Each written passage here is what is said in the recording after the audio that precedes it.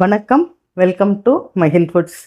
மதுரையில் இயற்கை சந்தை ஒவ்வொரு மாதமும் 2வது சனிக்கிழமை நடக்கும். இந்த மாதமும் 2வது சனிக்கிழமை ஜூன் 14 நடக்குது.